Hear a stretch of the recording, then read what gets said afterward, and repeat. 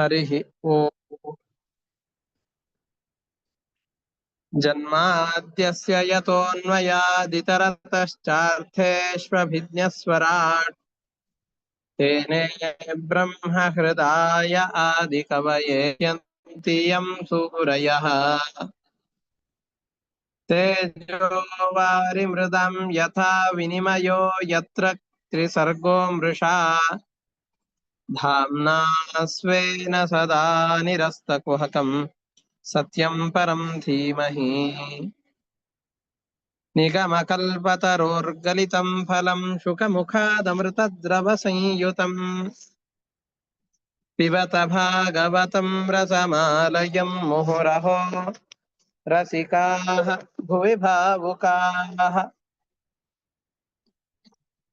दारिद्र्यदुःखज्वरदाहितानां मायापिशाची परिमर्दितानां संसारसिन्धौ परिपातितानां क्षेमाय वै भागवतं प्रगर्जति साङ्केत्यं पारिहास्यं वा स्तोभं हेलनमेव वा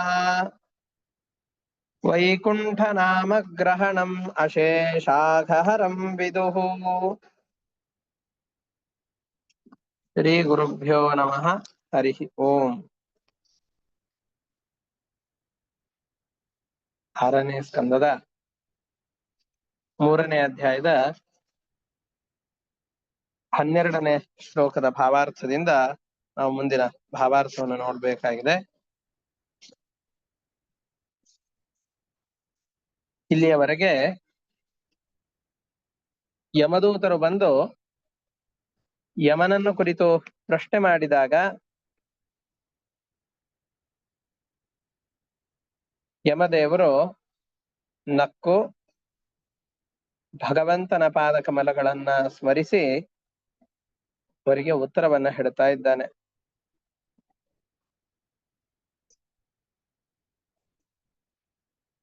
ಇಡೀ ಜಗತ್ತಿಗೆ ಒಡೆಯನಾದಂಥವನು ಪರಮಾತ್ಮ. ಈ ಇಡೀ ಜಗತ್ತೆಲ್ಲ ಹೇಗಿದೆ ಅಂತಂತ ಹೇಳಿದ್ರೆ ತುಂಡು ತುಂಡಾದ ಬಟ್ಟೆಯ ಹಾಗಿದೆ. ಒಂದೊಂದು ಪದಾರ್ಥಗಳು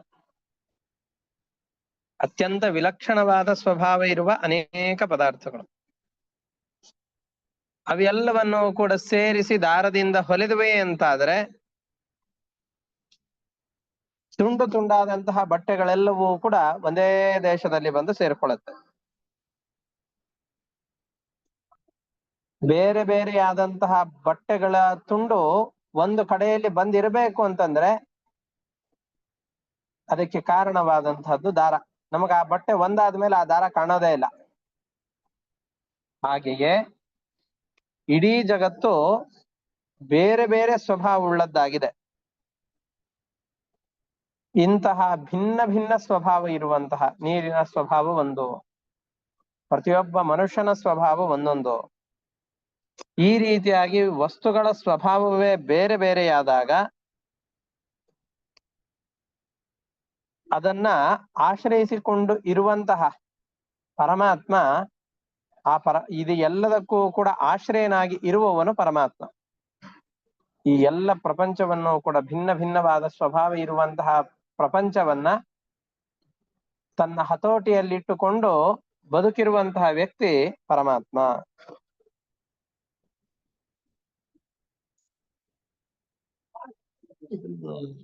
ಅವನು ಈ ಇಡೀ ಜಗತ್ತನ್ನ ತನ್ನ ಕಂಟ್ರೋಲ್ ಅಲ್ಲಿ ಇಟ್ಕೊಂಡಾಗ ಅದು ಹೇಗಿದೆ ಅಂತಂದ್ರೆ ಬಹಳ ಬಲಿಷ್ಠವಾದಂತಹ ಗೂಳಿ. ಏನ್ ಬೇಕಾದ್ರೂ ಜಜ್ಜಿ ಹಾಕುವಂತಹ ಸಾಮರ್ಥ್ಯ ಆ ಗೂಳಿಗೆ ಇರತ್ತೆ, ಮದವೇರಿದಂತಹ ಗೂಳಿಗೆ. ಆದ್ರೆ ಮೂಗ್ ದಾರ ಹಾಕಿದ್ದಾರೆ. ಅದು ಆ ಮೂಗು ದಾರವನ್ನು ಹಿಡಿದುಕೊಂಡಂತಹ ವ್ಯಕ್ತಿಯನ್ನು ಬಿಟ್ಟು ಮುಂದೆ ಓಡ್ ಹೋಯ್ತು ಅಂತಂದ್ರೆ ಬಹಳ ಯಾತನೆಯನ್ನ ಅನುಭವಿಸುತ್ತೆ. ಹಾಗೆ ಇಡೀ ಜಗತ್ತು ಭಗವಂತನ ಕಂಟ್ರೋಲ್ ಅಲ್ಲಿದೆ. ತನ್ನ ಕಂಟ್ರೋಲ್ ಅನ್ನು ಯಾವತ್ತಿಗೂ ಬಿಟ್ಟುಕೊಡೋದಿಲ್ಲ ಅವನು. ಯಾವ ಬುದ್ಧಿವಂತನೂ ಕೂಡ ತನ್ನ ಸ್ವಾಮ್ಯವನ್ನ ತನ್ನ ಅಧೀನದಲ್ಲಿರುವ ಜನರಿಂದ ತೆಗಿಲಿಕ್ಕೆ ಯಾವ ಸಂದರ್ಭದಲ್ಲೂ ಕೂಡ ಅವನು ಬಯಸೋದೇ ಇಲ್ಲ. ಅವನು ನಮ್ಮನ್ನ ಕಟ್ಟಿ ಹಾಕಿದ್ದಾನೆ. ಯಾವುದರಿಂದ? ಸಾತ್ವಿಕರಾದಂತಹ ಜನರನ್ನ ವೇದದಲ್ಲಿರುವಂತಹ ವಿಧಿ ನಿಷೇಧಗಳು ಅನ್ನುವಂತಹ ಕರ್ಮಗಳಿಂದ. ನೀವು ಇರೋದು ಅಂತಾದ್ರೆ ಈ ರೀತಿಯಾಗಿರ್ಬೇಕು. ವೇದಗಳಲ್ಲಿ ಹೇಳಿದ ರೀತಿಯಲ್ಲಿ ಇದಕ್ಕಿರ್ಬೇಕು ಅಂತಂದ್ರೆ ವೇದದಲ್ಲಿ ಹೇಳಿದ ಹಾಗಿದ್ರೆ ನನಗ್ ಸಂತೋಷ. ರಾಜನಿಗೆ ಸಂತೋಷವಾಗುವ ಹಾಗೆ ಪ್ರಜೆಗಳಿರ್ಬೇಕಲ್ಲ. ಆವಾಗ ರಾಜನ ಅನುರಾಗ ಉಂಟಾಗತ್ತೆ. ಇಡೀ ಜಗತ್ತಿಗೆ ಒಡೆಯನಾದವನು ಪರಮಾತ್ಮ. ಅವನ ಪ್ರೀತಿ ಬರುವಂತೆ ನಾವೆಲ್ಲರೂ ಇರಬೇಕು ಅಂತಂದ್ರೆ ನನಗೆ ಏನನ್ನ ಮಾಡಿದರೆ ಪ್ರೀತಿ ಆಗತ್ತೆ ಅನ್ನೋದನ್ನ ಅವನೇ ಹೇಳ್ಕೊಂಡಿದ್ದಾನೆ. ಯಮದೇವರು ಮುಂದೆ ಹೇಳ್ತಾರೆ ಅದನ್ನು. ಜೀವನದ ಪರಮಧರ್ಮ ಯಾವುದು ಬಹಳ ಕಷ್ಟ ಇದೆ ಅಂತ ಅನ್ಕೊಳ್ಳುವಂತ ಪ್ರಸಂಗ ಇಲ್ಲ. ನಮ್ಮನ್ನ ವೇದದಲ್ಲಿ ಹೇಳಿದ ವಿಧಿ ನಿಷೇಧಗಳಿಂದಾಗಿ ಬಂಧಿಸಿ ಹಾಕಿದ್ದಾನೆ. ಇನ್ನ ಮಧ್ಯಮರಾದಂತಹ ಜನರನ್ನ ನಿರಂತರವಾದಂತಹ ಕರ್ಮಗಳ ಗಂಟಿನಿಂದ ಬಂಧಿಸಿ ಹಾಕಿದ್ದಾನೆ. ಇದು ಹೇಗೆ ಅಂತಂದ್ರೆ ಗಾಣಕ್ಕೆ ಕಟ್ಟಿದಂತಹ ಎತ್ತುಗಳು ನಾನ್ ತುಂಬಾ ಮುಂದೆ ಏನೋ ಸಾಧಿಸಿ ಬಿಡ್ತೇನೆ ಅಂತ ಹೋಗ್ತಾ ಇರುತ್ತೆ. ಒಂದು ಹೆಜ್ಜೆಯನ್ನು ಮುಂದೆ ಹೋಗಿರೋದಿಲ್ಲ, ಅದೇ ಸುತ್ತಲೂ ತಿರುಗುತ್ತಾ ಇರುತ್ತೆ. ಭಗವಂತನನ್ನ ಮರೆತು ಜೀವನದಲ್ಲಿ ಏನೋ ಒಂದು ದೊಡ್ಡ ಸಾಧನೆಯನ್ನು ಮಾಡ್ತೇನೆ ಅಂತ ಹೋದಂತಹ ವ್ಯಕ್ತಿಯು ಕೂಡ ಇದೇ ರೀತಿಯಾಗಿ ಎಲ್ಲಿ ನಿಂತಿರ್ತಾನೋ ಅಲ್ಲೇ ನಿಂತಿರ್ತಾನೆ. ತಾನು ಹಿಂದೆ ಮಾಡಿದಂತಹ ಕರ್ಮಗಳಿಂದ ಬದ್ಧನಾಗಿ, ಅದು ಸತ್ಕರ್ಮಗಳಾಗಿದ್ರೆ ಸತ್ಕರ್ಮಗಳ ಫಲವನ್ನು ಅನುಭವಿಸ್ತಾ ಇರ್ತಾನೆ, ದುಷ್ಕರ್ಮಗಳು ಅಂತಾಗಿದ್ರೆ ಅದರ ಫಲಗಳನ್ನು ಅನುಭವಿಸ್ತಾ ಒಟ್ಟು ಅಲ್ಲೇ ಚಕ್ರದಲ್ಲಿ ತಿರುಗಿಕೊಂಡು ದುಃಖವನ್ನು ಅನುಭವಿಸ್ತಾ ಇರ್ತಾನೆ. ಅಷ್ಟೇ ಅಲ್ಲ,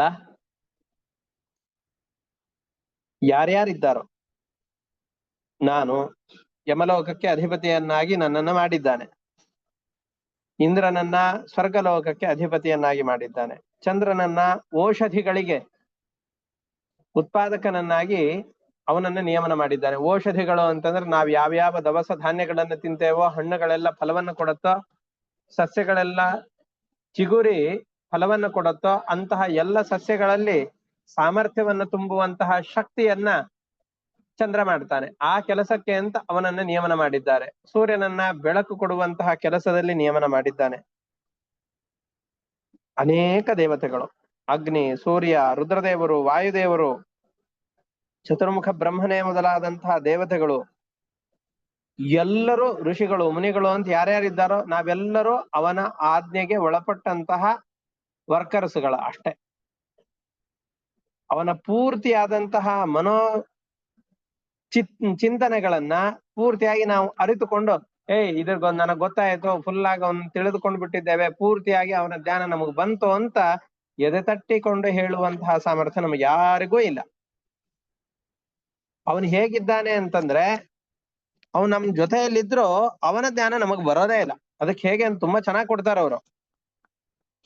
ನಾವು ನಮ್ಮ ಕಣ್ಣನ್ನು ತೆಗೆದು ನೋಡ್ತಾ ಇದ್ದೇವೆ. ಈಗ ನಮಗೆ ಯಾವ ಪದಾರ್ಥಗಳು ಎದುರಿನಲ್ಲಿವೆಯೋ ಆ ಪದಾರ್ಥಕ್ಕೂ ನಮ್ಮ ಕಣ್ಣಿಗೂ ಸಂಪರ್ಕವಾಗತ್ತೆ. ಸಂಪರ್ಕವಾದಾಗ ಏನು ಗೊತ್ತಾಗತ್ತೆ ಅಂದ್ರೆ ಕಣ್ಣುಗಳಿಗೆ ಎದುರುಗಡೆಯಲ್ಲಿರುವ ಪದಾರ್ಥಗಳೆಲ್ಲ ಕಣ್ಣು ಸರಿ ಇದ್ರೆ ಕಾಣುತ್ತೆ. ಆದ್ರೆ ನಾವು ಯಾವ ಪದಾರ್ಥವನ್ನು ನೋಡ್ತಾ ಇದ್ದೇವೋ ಆ ಪದಾರ್ಥಕ್ಕೆ ಕಣ್ಣಿನ ಜ್ಞಾನ ಬರುತ್ತಾ? ಇದು ಕಣ್ಣು ಅಂತ. ಆ ಎದುರುಗಡೆಯಲ್ಲಿ ಚೇರ್ ಇದೆ ಅಂತ ಅನ್ಕೊಳ್ಳೋಣ, ಗೋಡೆ ಇದೆ ಅಂತ ಅನ್ಕೊಳ್ಳೋಣ, ಪುಸ್ತಕ ಇದೆ ಅಂತ ಅಂದುಕೊಳ್ಳೋಣ, ಮೊಬೈಲ್ ಇದೆ, ನನಗೆ ಮೊಬೈಲ್ ಇದೆ, ಪುಸ್ತಕ ಇದೆ, ಚೇರ್ ಇದೆ, ಗೋಡೆ ಇದೆ ಅಂತ ನನಗ್ ಗೊತ್ತಾಗ್ತಾ ಇರುತ್ತೆ. ಆದ್ರೆ ಆ ಪದಾರ್ಥಗಳಿಗೆ ಇದು ಕಣ್ಣು ಅನ್ನುವ ಜ್ಞಾನ ಬರೋದಿಲ್ಲ.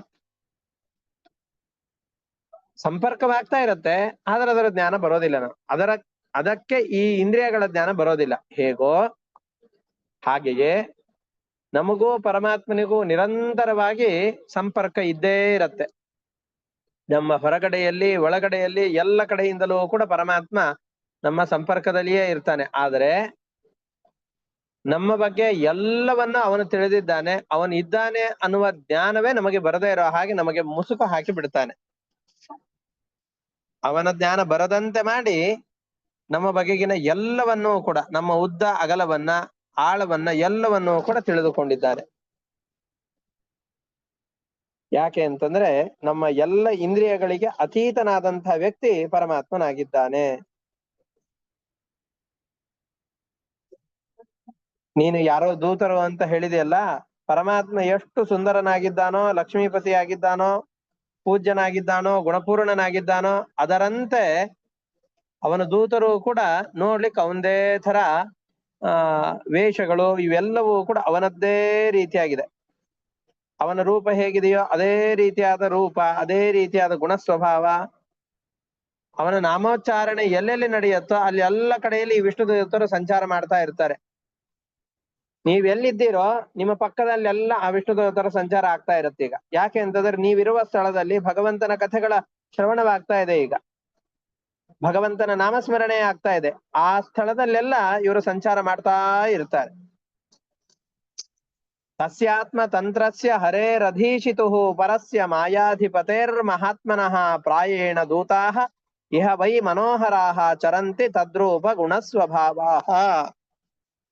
ಭಗವಂತನ ರೂಪದಂತೆ ರೂಪ ಇರುವಂತಹ, ಸದ್ಗುಣಗಳಿಂದ ಕೂಡಿಕೊಂಡಂತಹ ಆ ಭಗವಂತನ ಭೃತ್ಯರು ಭಗವಂತನ ನಾಮಸ್ಮರಣೆ ಕಥಾಚಿಂತನಗಳೆಲ್ಲ ಎಲ್ಲಿ ಆಗ್ತಾ ಇರುತ್ತೋ ಆ ಸ್ಥಳದಲ್ಲಿ ಸಂಚಾರ ಮಾಡ್ತಾ ಇರ್ತಾರೆ.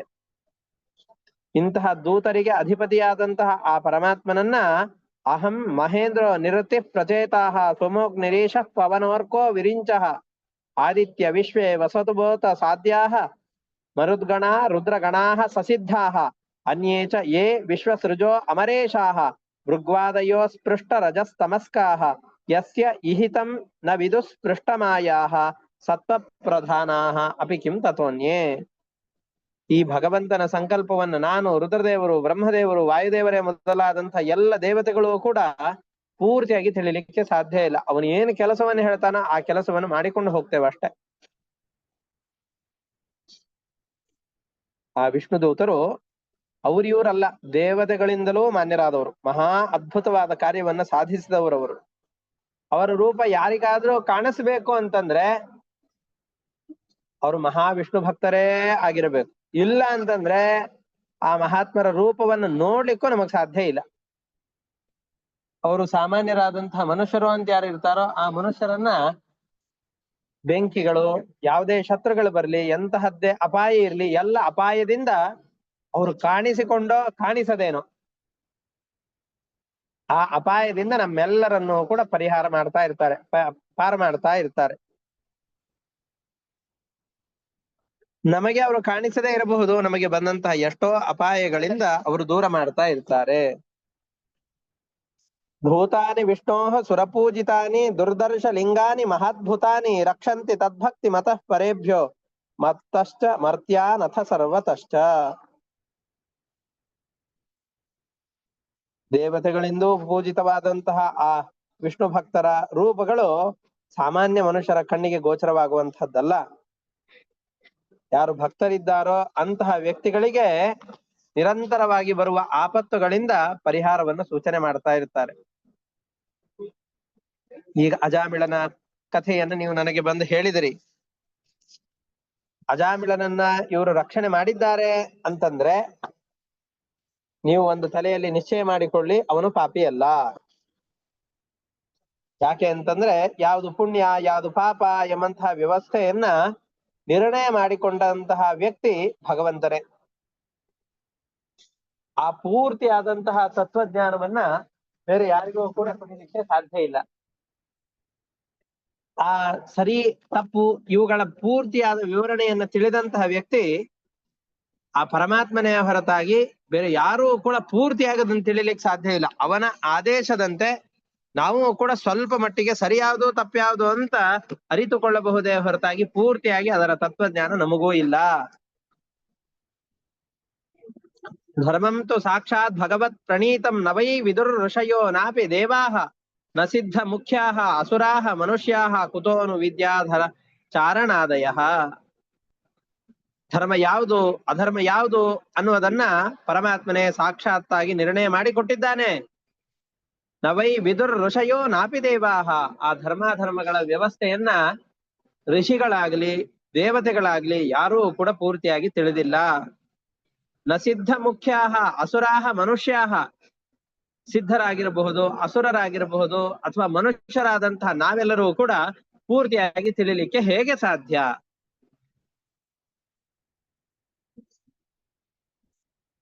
ಹಾಗಾದ್ರೆ ಭಾಗವತ ಧರ್ಮವನ್ನ ತಿಳಿಯೋರು ಯಾರು? ಹಾಗಾದ್ರೆ ಯಾರಿಗೂ ಗೊತ್ತೇ ಇಲ್ವಾ? ಯಾರಿಗೂ ಗೊತ್ತಿಲ್ಲ ಅಂತಂದ್ ಹೇಳಿದ್ರೆ, ಅಥವಾ ನಿನಗೆ ಧರ್ಮಾಧರ್ಮಗಳ ವ್ಯವಸ್ಥೆ ಗೊತ್ತಿಲ್ಲ ಅನ್ಯಾಕೆ ಈ ಪೋಸ್ಟ್ ಅಲ್ಲಿ ಕೂತಿದ್ದಿ? ತಪ್ಪು ಮಾಡಿದವರಿಗೆ ಶಿಕ್ಷೆಯನ್ನು ಕೊಡ್ಲಿಕ್ಕೋಸ್ಕರ ತಾನೇ ನಿನ್ನನ್ನು ಈ ಪದವಿಯಲ್ಲಿ ಕೂಳಿಸಿರೋದು. ನಿನಗೂ ಆ ಧರ್ಮಾಧರ್ಮಗಳ ಸರಿಯಾದ ತತ್ವಜ್ಞಾನ ಇಲ್ಲ ಅಂತಾದ್ರೆ ನಿನ್ನನ್ನ ಈ ಪದವಿಯಲ್ಲಿ ಕೂಡಿಸಿದ್ಯಾಕೆ? ಹಾಗಾದ್ರೆ ನೀನು ಯಾರಿಗೆ ಯಾವ್ದು ತಪ್ಪು ಮಾಡಿದ್ದಾರೆ ಅಂತ ಗೊತ್ತಿಲ್ಲದೆ ಇದ್ರು, ಯಾವ್ದು ಸರಿ ಯಾವ್ದು ತಪ್ಪು ಅಂತ ಗೊತ್ತಿಲ್ಲದೆ ಹೋದ್ರು ಕೂಡ ನಿನ್ನ ಬುದ್ಧಿಗೆ ತೋಚಿದಂತೆ ಅವರಿಗೆ ಶಿಕ್ಷೆಯನ್ನು ಕೊಡ್ತಾ ಇದೆಯೋ ಹೇಗೆ ಅಂತ ಪ್ರಶ್ನೆ ಬಂದ್ರೆ ಅದಕ್ಕೂ ಉತ್ತರವನ್ನು ಕೊಡ್ತಾ ಇದ್ದಾರೆ. ಸ್ವಯಂಭೂ ನಾರದ ಶಂಭು ಕುಮಾರ ಕಪಿಲ ಮನು ಪ್ರಹ್ಲಾದ ಜನಕ ಭೀಷ್ಮ ಬಲಿ ವೈಯಾಸಕಿ ವಯಂ ದ್ವಾದಶೈತೆ ವಿಜಾನೀಮಃ ಧರ್ಮಂ ಭಾಗವತಂ ಭಟಾಹ ಗುಹ್ಯಂ ವಿಶುದ್ಧಂ ದುರ್ಬೋಧಂ ಯಜ್ಞಾತ್ವಾ ಅಮೃತಮಶ್ನುತೆ. ಚತುರ್ಮುಖ ಬ್ರಹ್ಮದೇವರು, ನಾರದ, ರುದ್ರದೇವರು, ಸನತ್ ಕುಮಾರರು, ಕಪಿಲ ರೂಪಿಯಾದಂತಹ ಪರಮಾತ್ಮನೇ, ಸ್ವಯಂಭೂಮನು. ಈಗ ಯಾವ ನಾವು ಮಹಾರಾಜರ ಚರಿತ್ರೆಯನ್ನು ನೋಡಿದೆವು, ಉತ್ತಾನಪಾದ, ಪ್ರಿಯವೃತ ರಾಜ, ಆಕೂತಿ, ದೇವಹೂತಿ, ಪ್ರಸೂತಿ ಅಂತ 5 ತಂದೆಯಾದವನು ಸ್ವಯಂಭೂಮನು ಮತ್ತು ಶತರೂಪಾದೇವಿ. ಮೊದಲನೇ ಮನ್ವಂತರಕ್ಕೆ ಅಧಿಪತಿಯಾದಂತಹ ಯಾವ ಸ್ವಯಂಭುವ ಮನು ಇದ್ದಾನೋ ಅಂತಹ ಸ್ವಯಂಭುವ ಮನುವೇ ಮೊದಲಾದಂತಹ ಮಹಾಭಗವದ್ಭಕ್ತರು ಪ್ರಹ್ಲಾದ ರಾಜ, ಜನಕ ರಾಜನ ಕಥೆ ಮುಂದೆ ಬರುತ್ತೆ, ಭೀಷ್ಮ, ಬಲಿಚಕ್ರವರ್ತಿ, ಶುಕಾಚಾರ್ಯರು ಮತ್ತು ನಾನು ಅಂತಂದ್ರೆ ವೈಯಾಸಕಿ.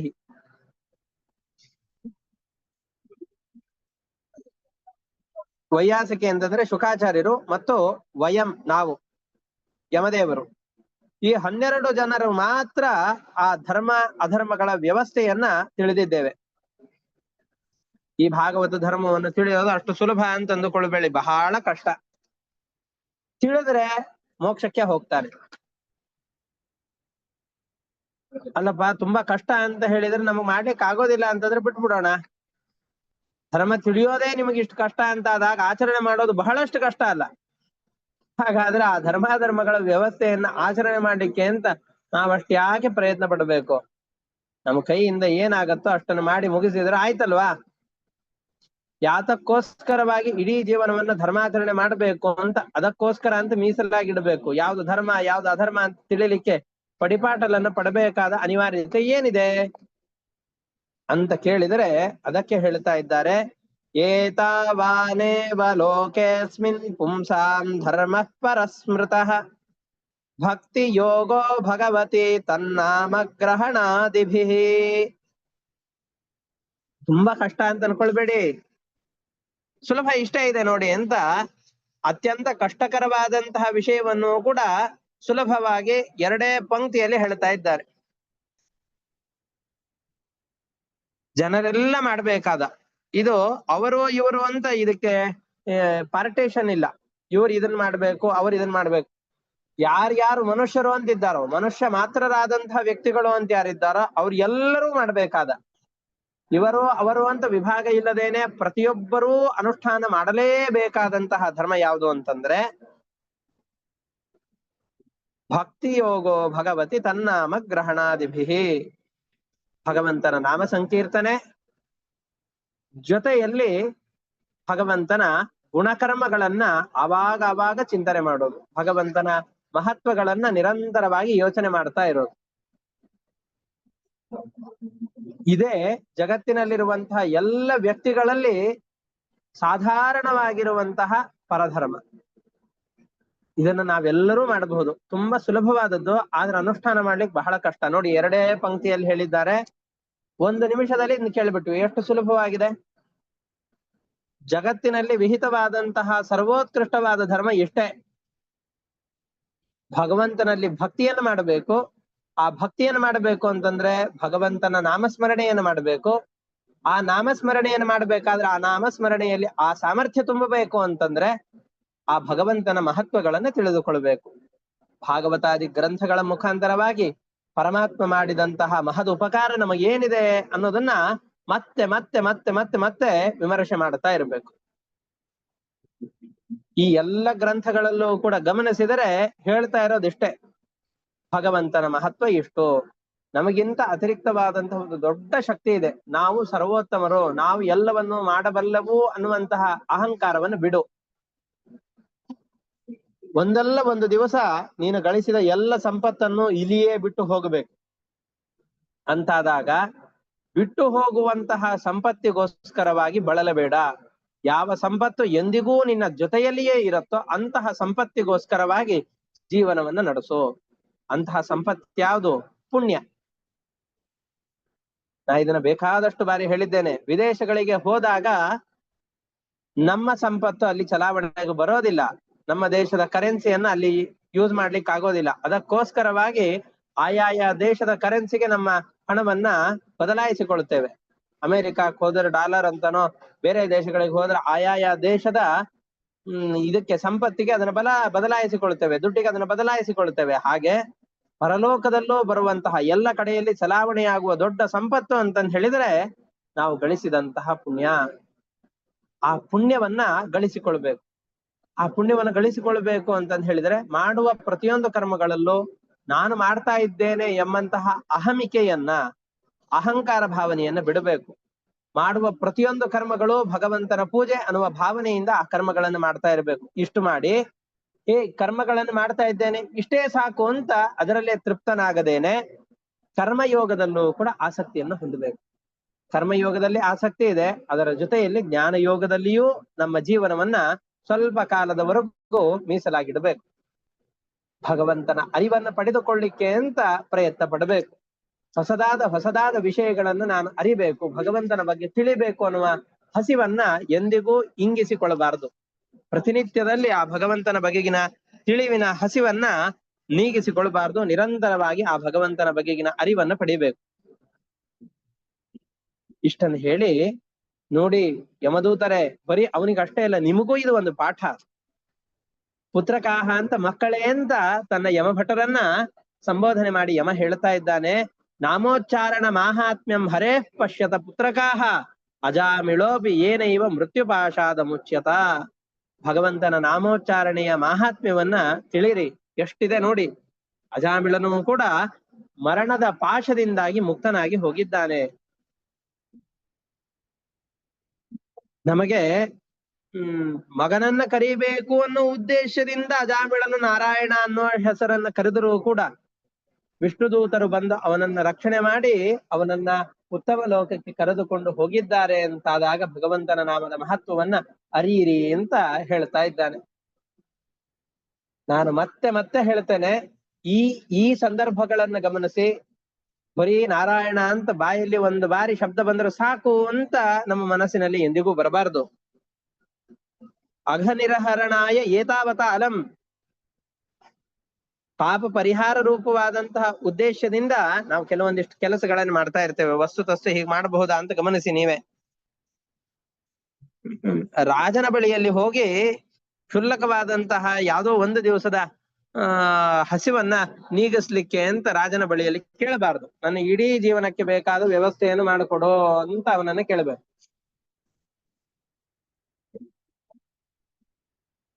ಒಂದೇ ದಿವಸದ ಊಟಕ್ಕೆ ವ್ಯವಸ್ಥೆಯನ್ನು ಮಾಡಿಕೊಡು ಅಂತಂದ್ರೆ ರಾಜ ಏನ್ ನಕ್ಕೊಂಡು ಆಯ್ತು ಅಂತ ಮಾಡಿಕೊಡ್ತಾನಷ್ಟೆ. ಭಗವಂತನ ನಾಮಸ್ಮರಣೆಯ ಮಹತ್ವವನ್ನ ಇಷ್ಟಕ್ಕೆ ಅಂತ ಪಾಪ ಪರಿಹಾರಕ್ಕೋಸ್ಕರ ಅಂತ ಅಷ್ಟೇ ಸೀಮಿತಗೊಳಿಸಬಾರದು. ಪಾಪ ಪರಿಹಾರ ಆಗ್ಲಿ ಎನ್ನುವ ಉದ್ದೇಶದಿಂದ ಆ ನಾಮಸ್ಮರಣೆಯನ್ನು ಮಾಡಬಾರ್ದು. ಯಾಕೆ ಅಂತಂದ್ರೆ ಆ ನಾಮಸ್ಮರಣೆಯ ಫಲ ಮೋಕ್ಷ. ಎಂದೆಂದಿಗೂ ಪಾಪದ ಸಂಪರ್ಕವೇ ಇಲ್ಲದೇನೆ ನಿರಂತರವಾಗಿ ಸುಖವನ್ನು ಅನುಭವಿಸುವಂತಹ ದೊಡ್ಡ ಮಹಾಫಲವನ್ನು ಕೊಡುವಂತಹ ಅಪೂರ್ವವಾದಂತಹ ಮಾಣಿಕ್ಯ ಆ ಭಗವಂತನ ನಾಮಸ್ಮರಣೆ. ಆದರೆ ನಮ್ಮಂಥವರಿಗೆ ದಿಢೀರಂತ ಆ ಮೋಕ್ಷದಲ್ಲಿ ಆಸೆ ಹುಟ್ಟೋದಿಲ್ಲ. ನಾವು ಮಕ್ಕಳಿಗೆ ಚೆನ್ನಾಗಿ ಓದಿದೆ ಅಂತಂದ್ ಹೇಳಿದ್ರೆ ಒಂದು ಚಾಕ್ಲೇಟ್ ಅನ್ನು ಕೊಡಿಸ್ತೇವೆ ಅಂತನೋ, ಅಥವಾ ಈ ರಜೆಯಲ್ಲಿ ಇಲ್ಲಿ ಕರ್ಕೊಂಡು ಹೋಗ್ತೇವೆ ಅಂತನೋ, ಚೆನ್ನಾಗಿ ಅಂಕಗಳನ್ನು ತೆಗೆದೆ ಅಂತಂದ್ ಹೇಳಿದ್ರೆ, ಚೆನ್ನಾಗಿ ಈ ಪಾಠಗಳನ್ನು ಒಪ್ಪಿಸಿದೆ ಅಂತಾದ್ರೆ ಪಾರ್ಕಿಗೆ ಕರ್ಕೊಂಡು ಹೋಗ್ತೇವೆ ಅಂತನೋ, ಸೈಕಲ್ ಅನ್ನು ಕೊಡಿಸ್ತೇವೆ ಅಂತನೋ ಆ ಮಕ್ಕಳನ್ನ ಅನುನಯಿಸ್ತೇವೆ. ಹಾಗಾಗಿ ಚೆನ್ನಾಗಿ ಓದಿ ಅಂಕಗಳನ್ನ ಪಡೆಯುವುದರ ಮುಖ್ಯವಾದ ಫಲ ಆ ಸೈಕಲ್ಲ ಅಲ್ಲ. ಮುಖ್ಯವಾದಂತಹ ಫಲ ಒಳ್ಳೆ ಉದ್ಯೋಗವನ್ನು ಗಳಿಸೋದು, ಜೀವನದಲ್ಲಿ ಸುಖವಾಗಿರೋದು. ಆದ್ರೆ ಮೊದಲಿಗೇನೆ ಅಷ್ಟು ದೊಡ್ಡ ಉಪದೇಶಗಳನ್ನು ಕೊಟ್ಬಿಟ್ರೆ ಮಗನ ತಲೆಗೆ ಹೋಗೋದಿಲ್ಲ, ಅದು ಮಕ್ಕಳ ತಲೆಗೆ ಹೋಗೋದಿಲ್ಲ. ಅದಕ್ಕೆ ಚಿಕ್ಕ ಪುಟ್ಟ ಆಸೆಗಳನ್ನು ತೋರಿಸಿ ಅದರಲ್ಲಿ ರುಚಿಯನ್ನ ಹತ್ತಿಸಿ ಇದು ಬೇಕು, ಅದಕ್ಕೋಸ್ಕರ ಇದನ್ನ ಮಾಡ್ಬೇಕು ಅಂತ ಅವನಿಗೆ ಮನಸ್ಸಿನಲ್ಲಿ ಭಾವನೆ ಮೂಡ್ಬೇಕು, ಅದಕ್ಕೋಸ್ಕರ ಅಂತ ಪ್ರೇರಣೆ ಮಾಡ್ತಾ ಇರ್ತಾರೆ. ಅದು ಸಿಗತ್ತೆ, ಮತ್ತೆ ಅದು ಇನ್ನೂ ಒಂದು ಫಲವನ್ನ ಹೇಳ್ತಾರೆ, ಅದಕ್ಕೋಸ್ಕರ ಮಾಡ್ತಾರೆ. ಹೀಗೆ ದೊಡ್ಡ ದೊಡ್ಡ ತರಗತಿಗೆ ಹೋದಾಗೆ ಅವನಿಗೆ ದೊಡ್ಡ ದೊಡ್ಡ ಆಸೆಗಳನ್ನು ತೋರಿಸಿ ಇದಕ್ಕೋಸ್ಕರ ಮಾಡು ಮಾಡು ಮಾಡು ಅಂತ ಹೇಳ್ತಾ ಬಂದು, ಅವನಿಗೆ ಒಂದು ವಯಸ್ಸು ಬಂದಾಗ, ಅರಿವನ್ನ ಪಡೆಯುವಂತಹ ಸಂದರ್ಭ ಬಂದಾಗ ಅವನಿಗೆ ಗೊತ್ತಾಗತ್ತೆ, ಓ ಇಷ್ಟು ವರ್ಷಗಳ ಕಾಲ ಓದಿಕೊಂಡು ಬಂದದ್ದು ಆ ಫಲಗಳಿಗೋಸ್ಕರ ಅಲ್ಲ, ಮುಖ್ಯವಾದಂತಹ ಫಲ ಈ ಉದ್ಯೋಗವನ್ನ ಗಳಿಸಿಕೊಳ್ಬೇಕು, ಸಮಾಜದ ಮಧ್ಯದಲ್ಲಿ ಶಿಕ್ಷಿತ ಅಂತ ಕರೆಸಿಕೊಳ್ಬೇಕು, ಯೋಗ್ಯವಾದಂತಹ ಜೀವನವನ್ನು ನಡೆಸಬೇಕು ಅನ್ನುವಂತಹದ್ದು ಶಿಕ್ಷಣದ ದೊಡ್ಡದಾದಂತಹ ಗುರಿ ಅಂತ ಅವನು ತಿಳಿದುಕೊಳ್ತಾನೆ. ಹಾಗಾದ್ರೆ ಶಿಕ್ಷಣದ ದೊಡ್ಡದಾದಂತಹ ಗುರಿ ಅದು ಹೇಗೋ ಅದೇ ರೀತಿಯಾಗಿ ಭಗವಂತನ ನಾಮಸ್ಮರಣೆಯ ದೊಡ್ಡ ಫಲ ಏನು ಅಂತಂದ್ರೆ, ಆಗಿನ ಕಾಲದಲ್ಲಿ ಮಾಡಿದ ಪಾಪಗಳ ಪರಿಹಾರ ಅಷ್ಟೇ ಅಲ್ಲ, ಎಂದೆಂದಿಗೂ ಪಾಪಗಳ ಸಂಪರ್ಕವೇ ಆಗದೇ ಇರುವಂತಹ ಮೋಕ್ಷವೆಂಬಂತಹ ಫಲವನ್ನ ಪಡೆಯೋದು. ಇದು ಜೀವನದ ದೊಡ್ಡದಾದಂತಹ ಫಲ ಇದು.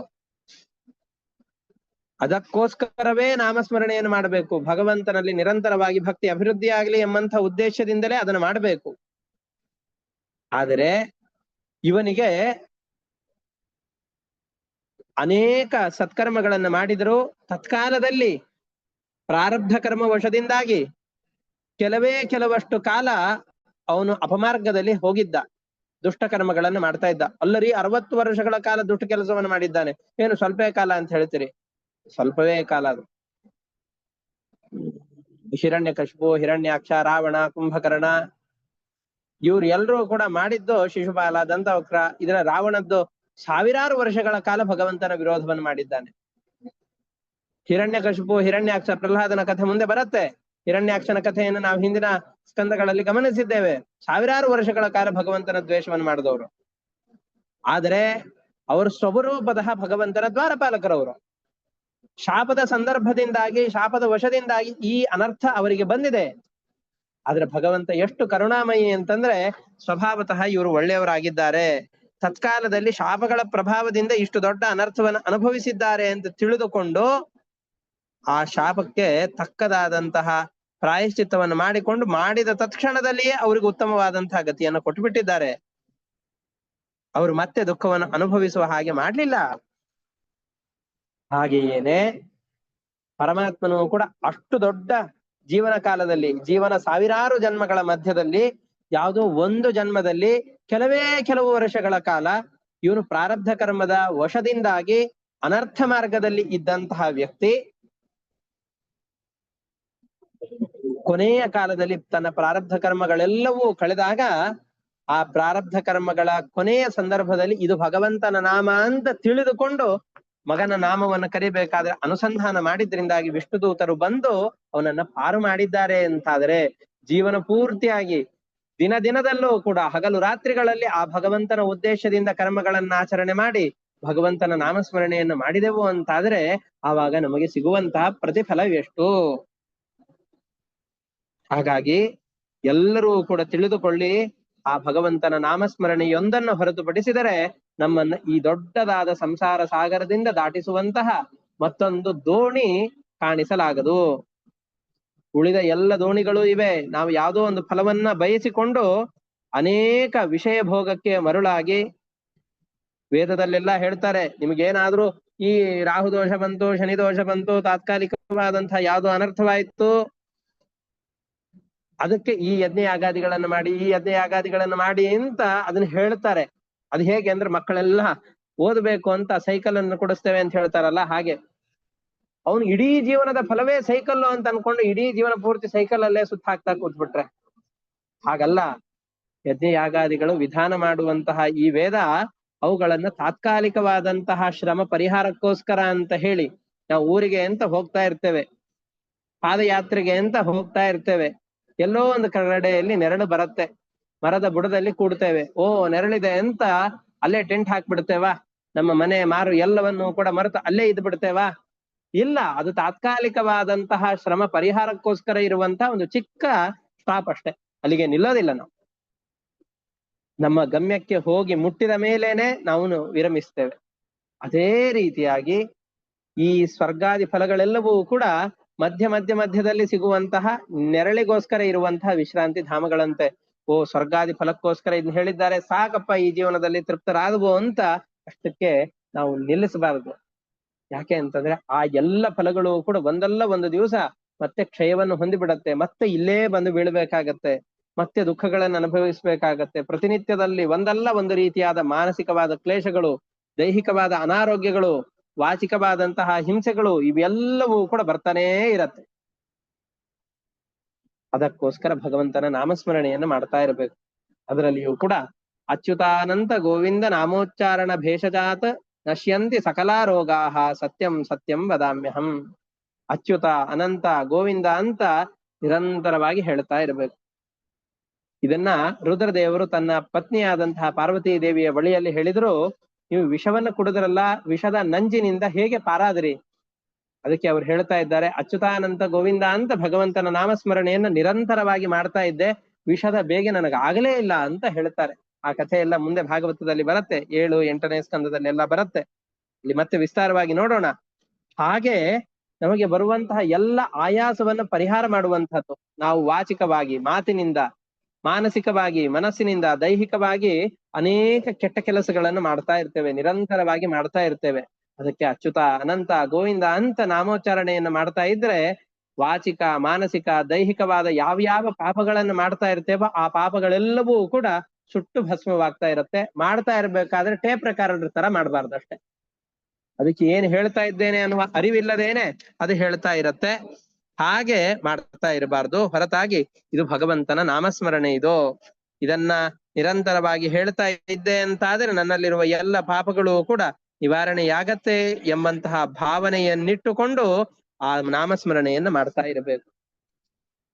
ಪ್ರಾಯೇಣ ವೇದ ತದಿದಂ ನಮಃ ಜನೋಯಂ ದೇವ್ಯಾ ವಿಮೋಹಿತ ಮತಿಃ ಮಾಯಯಾಲಂ ಬತ ಮಾಯಯಾಲಂ ತ್ರಯ್ಯಾಂ ಜಡೀಕೃತ ಮತಿಃ ಮಧುಪುಷ್ಪಿತಾಯಾಂ ವೈತಾನಿಕೆ ಮಹತಿ ಕರ್ಮಣಿ ಯುಜ್ಯಮಾನಃ. ವೇದವನ್ನು ನೋಡಿದಾಗ ಎಲ್ಲ ಜನರು ಕೂಡ ಮೇಲ್ನೋಟದ ಅರ್ಥಕ್ಕೆ ಮರೆಯಾಗಿ ಹೋಗಿ ಬಿಡ್ತಾರೆ.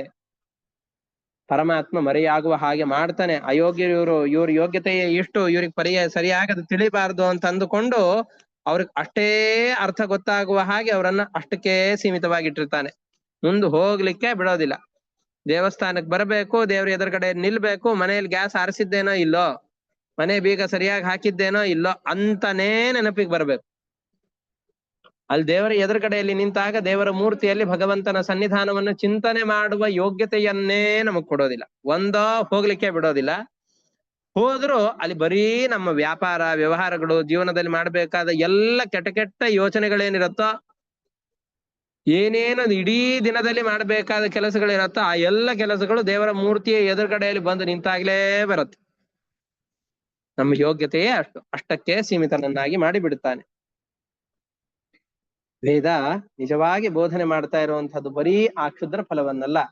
ತಂದೆ ತಾಯಿಗಳು ಮಕ್ಕಳನ್ನ ಚೆನ್ನಾಗಿ ಓದಿ ಅಂತ ಹೇಳ್ತಾ ಇರೋದು ಬರೀ ಆ ಪುಟ್ಟ ಸೈಕಲ್ಲಿಗೋಸ್ಕರ ಅಲ್ಲ, ಜೀವನದಲ್ಲಿ ಚೆನ್ನಾಗಿ ಬದುಕಬೇಕು ನಮ್ಮ ಮಗ ಅನ್ನುವ ಉದ್ದೇಶದಿಂದ ಅದನ್ನ ಹೇಳ್ತಾ ಇರ್ತಾರೆ. ಚೆನ್ನಾಗಿ ಓದು ಓದು ಓದು ಅಂತ. ಹಾಗೆ ವೇದಗಳು ಕೂಡ ತಾಯಿಯ ಹಾಗೆ, ಪರಮಾತ್ಮನು ಕೂಡ ತಂದೆಯ ಹಾಗೆ ನಮಗೆ ನಿರಂತರವಾಗಿ ಕರ್ಮಗಳನ್ನು ಮಾಡು, ಭಗವಂತನಲ್ಲಿ ಭಕ್ತಿಯನ್ನು ಮಾಡು, ಸ್ವರ್ಗಾದಿಗಳ ಫಲದ ಉದ್ದೇಶದಿಂದ ಅಂತ ಹೇಳಿದಾಗ ಓ ಸ್ವರ್ಗಾದಿಗಳೇ ಪರಮ ಪ್ರಯೋಜನ ಅಂತಂದುಕೊಂಡು ಇಲ್ಲಿ ಬದುಕಿರೋದೆ, ಇಲ್ಲಿ ಸುಖವಾಗಿ ಬದುಕಿರೋದೆ, ಇಲ್ಲಿ ಚೆನ್ನಾಗಿ ದೇಹವನ್ನ ಪುಷ್ಟಿಯಾಗಿ ಬೆಳೆಸೋದೆ, ದೇಹಕ್ಕೆ ಅನುಕೂಲವಾಗಿ ಇರುವುದೇ ಜೀವನದ ದೊಡ್ಡ ಸಾಧನೆ ಅಂತ ತಿಳಿದುಕೊಂಡು ಬದುಕಿದೆವು ಅಂತಾದರೆ, ಅಷ್ಟಕ್ಕೆ ಸೀಮಿತರಾದವು ಅಂತಂದ್ರೆ ತಂದೆ ತಾಯಿಗಳ ಅಭಿಪ್ರಾಯ ಸರಿಯಾಗಿ ಅರ್ಥ ಆಗಿಲ್ಲ ಅಂತ ಅರ್ಥ.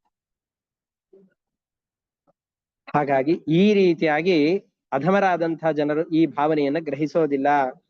ಹಾಗಾಗಿ ವಿವೇಕಗಳಾದಂತಹ ಜನರು ಭಗವಂತನಲ್ಲಿ ಪೂರ್ಣವಾದ ಭಕ್ತಿಯನ್ನು ಮಾಡ್ತಾರೆ.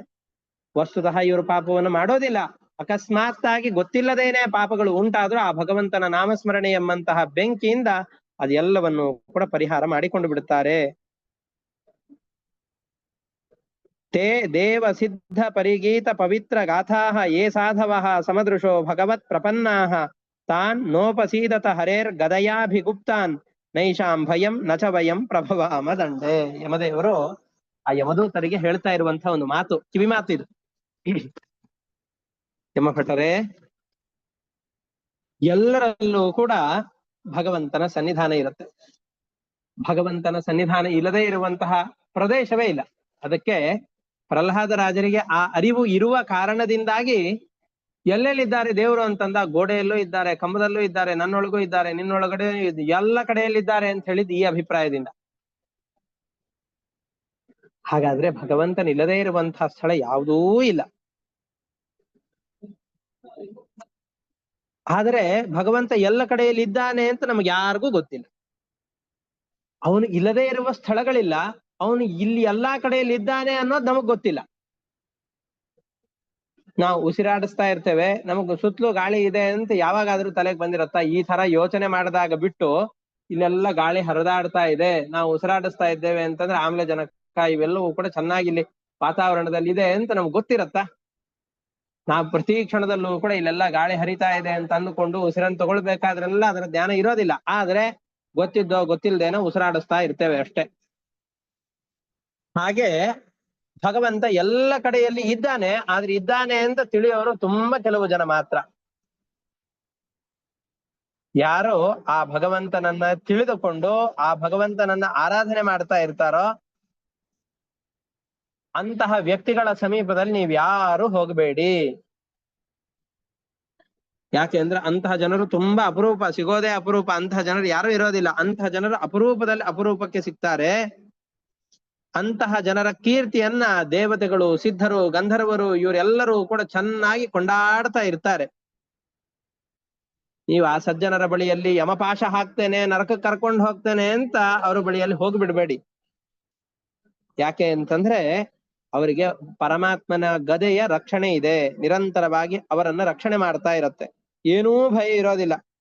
ಅಷ್ಟೇ ಅಲ್ಲ, ಇದ್ರಿದ್ದೀತೋ ನಾನು ಅದನ್ನೆಲ್ಲ ಪಕ್ಕಕ್ಕೆ ಸರಿಸ್ಬಿಟ್ಟು ಹೋಗಿ ದಂಡನೆ ಕೊಡ್ತೇನೆ ಅಂತ ನಿಮ್ಗದು ಸಾಧ್ಯವೂ ಇಲ್ಲ. ಅಂತಹ ಭಕ್ತರನ್ನ ದಂಡನೆ ಮಾಡ್ಲಿಕ್ಕೆ ಯಾರಿಗೂ ಸಾಧ್ಯ ಇಲ್ಲ ಅನ್ನೋದನ್ನ ಇದರಲ್ಲಿ ಹೇಳ್ತಾ ಇದ್ದಾರೆ. ಇದಕ್ಕನುಗುಣವಾದಂತಹ ಕಥೆಯನ್ನ ಅಂಬರೀಷ ರಾಜನ ಕಥೆಯನ್ನು ಹೇಳಬೇಕಾದ್ರೆ ಭಗವಂತನ ಚಕ್ರ ಆ ಅಂಬರೀಷ ರಾಜನನ್ನು ಹೇಗೆ ರಕ್ಷಣೆ ಮಾಡಿದೆ ಅನ್ನೋದನ್ನ ಮುಂದೆ ನಿರೂಪಣೆ ಮಾಡ್ತಾರೆ. ತೇ ದೇವ ಸಿದ್ಧ ಪರಿಗೀತ ಪವಿತ್ರ ಗಾಥಾಹ, ಅವರೆಲ್ಲ ಪರಮಾತ್ಮನು ಎಲ್ಲ ಕಡೆಯಲ್ಲಿದ್ದಾನೆ ಅಂತ ತಿಳಿದುಕೊಂಡು ಆ ಪರಮಾತ್ಮನ ಚರಿತ್ರೆಯನ್ನು ನಿರಂತರವಾಗಿ ಕೇಳ್ತಾ ಇರ್ತಾರೆ. ಅಂತಹ ಸಜ್ಜನರ, ಭಗವಂತನ ಪ್ರೀತಿ ಪಾತ್ರರ ಬಳಿಯಲ್ಲಿ ನೀವ್ ಯಾರು ಹೋಗಿ ಯಮದಂಡವನ್ನ ಪ್ರಯೋಗ ಮಾಡಬೇಡಿ. ಅವರನ್ನು ಏನೂ ಮಾಡ್ಲಿಕ್ಕೆ ಆಗೋದಿಲ್ಲ. ಭಗವಂತನ ಗದೆ ಅವರಿಗೆ ರಕ್ಷಕವಾಗಿರುತ್ತೆ ಅಂತ ಇಲ್ಲಿ ಹೇಳ್ತಾ ಇದ್ದಾರೆ. ಹೀಗೆ ನಮ್ಮೆಲ್ಲರಿಗೂ ಕೂಡ ರಕ್ಷಣೆಯನ್ನು ಕೊಟ್ಟು, ಹಾಗಾದ್ರೆ ಯಾರನ್ನು ಕರ್ಕೊಂಡು ಬರ್ಬೇಕು ಭಗವಂತನ ಸಮೀಪಕ್ಕೆ? ಇವರನ್ನು ಎಳ್ಕೊಂಡು ಬನ್ನಿ ಅಂತ, ಯಾರನ್ನು ಎಳ್ಕೊಂಡು ಬನ್ನಿ ಅಂತ ಹೇಳ್ತಾರೆ. ಈ ಎಲ್ಲ ಕಥೆಯನ್ನು ಕೂಡ ಮುಂದಿನ ಕಥಾನಕದಲ್ಲಿ ನೋಡೋಣ ಅಂತ ಹೇಳ್ತಾ ಇವತ್ತಿನ ಪ್ರವಚನವನ್ನ, ಪಾಠವನ್ನ ಇಷ್ಟಕ್ಕೆ ಮುಕ್ತಾಯ ಮಾಡ್ತಾ ಇದ್ದೇನೆ. ಹರಯೇ ನಮಃ. ಶ್ರೀ ಕೃಷ್ಣಾರ್ಪಣಮಸ್ತು. ಅನೇನ ಭಾವಿ ಯತ್ಪುಣ್ಯಂ ತೇನ ಪ್ರೀಣಾತು ಕೇಶವಃ. ಇದು ಈ ಕ್ರೋಧಿ ನಾಮ ಸಂವತ್ಸರದ ಕೊನೆಯ ಪಾಠ. ಎಲ್ಲ ವ್ಯಕ್ತಿಗಳಿಗೂ ಈ ವರ್ಷ ಸಂತಸವನ್ನು ಕೊಡ್ಲಿ. ಮುಂದಿನ ವರ್ಷಕ್ಕೂ ಕೂಡ ಎಲ್ಲರಿಗೂ ಯುಗಾದಿ ಹಬ್ಬದ ಶುಭಾಶಯಗಳು, ನಮಸ್ಕಾರಗಳು. ಎಲ್ಲರಿಗೂ ಹೊಸ ವರ್ಷದ ನಮಸ್ಕಾರ, ಶುಭಾಶಯಗಳು. ಹರಯೇ ನಮಃ. ಶ್ರೀ ಕೃಷ್ಣ. ಧನ್ಯವಾದಗಳು.